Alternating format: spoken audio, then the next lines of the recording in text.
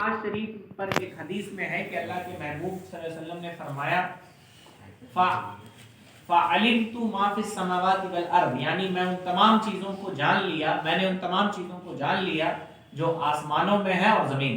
تو شیخ عبدالحق اس حدیث کے تحت لکھتے ہیں کہ حضور کی اس بات کا مطلب یہ کہ آپ کو تمام جزوی و کلی، جزوی مطلب جو پارٹس، کلی میں نے فل، تمام چیزوں کا علم حاصل ہو اور آپ نے ان کا احاطہ کر لیا۔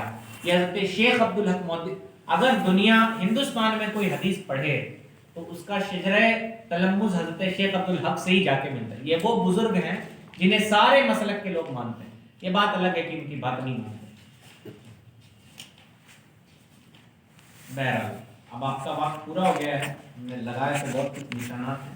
اولیاء اللہ کے عقیدے میں سے ایک پڑھ لیجیے، حضرت امام باقر کا عقیدہ۔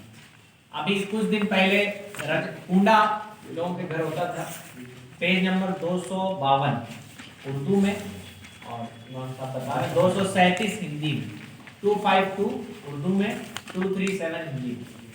حضرت امام باقر یہ حضرت امام جعفر صادق کے والد ہیں۔ کس کے والد ہیں؟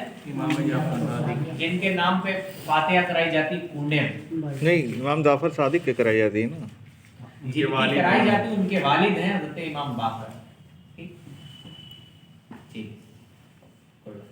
وہ نواسہ رسول امام حسین رضی اللہ تعالیٰ عنہ کے صاحبزادے اور امام زین العابدین کے فرزند ارجمند ہیں۔ یعنی امام باقر کس کے بیٹے ہیں؟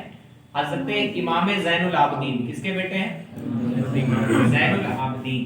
ٹھیک ہے، ان کے بارے میں علامہ جامی ایک بہت بڑے عالم دین گزرے ہیں، لکھتے ہیں کہ ایک معتبر راوی کا بیان ہے کہ ہم حضرت امام باقر کے ساتھ ہشام بن عبد الملک کے گھر کے پاس سے اس وقت گزرے جب وہ اس کی بنیاد رکھ رہا تھا۔ ٹھیک ہے، ایک شخص تھا بڑا طاقت والا، ہشام بن عبد الملک ہے نا، یہ کیا کر رہا تھا؟ اپنے گھر کی بنیادیں رکھ رہا تھا۔ آپ نے فرمایا خدا کی قسم یہ گھر خراب اور خستہ ہو جائے اور لوگ اس کی مٹی تک کھود کر لے جائیں، یہ پتھر جن سے ان کی بنیاد رکھی گئی ہے یہ کھنڈرات میں تبدیل ہو جائیں گے۔ جنہوں نے روایت کی تھی وہ کہتے ہیں کہ مجھے آپ کی اس بات سے تعجب ہوا کہ ہشام کے گھر کو کون تباہ کرے، یعنی یہ تو طاقت والا آدمی ہے نا، اس کے گھر کو کون تباہ کرے۔ انہوں نے سوچا جو ساتھ میں یہ باتیں سن رہے تھے کہ گھر کی بنیاد رکھتے وقت حضرت امام باقر کہہ رہے ہیں کہ اس گھر کی تباہ ہو جائے گا اور اس کی مٹیاں بھی لوگ کھود کے لے جائیں گے۔ پھر آگے وہ فرماتے ہیں، دیکھیے، مگر جب ہشام کا انتقال ہوا تو ولید بن ہشام یعنی اس کا بیٹا، اس کے بیٹے کے حکم پر اس مکان کو گرا دیا اور مٹی کو اس حد تک کھودا گیا کہ اس کی بنیاد کے پتھر نظر آنے لگے۔ راوی کہتے ہیں میں نے خود اسے اپنی آنکھوں سے دیکھا ہے نا، یعنی حضرت امام باقر نے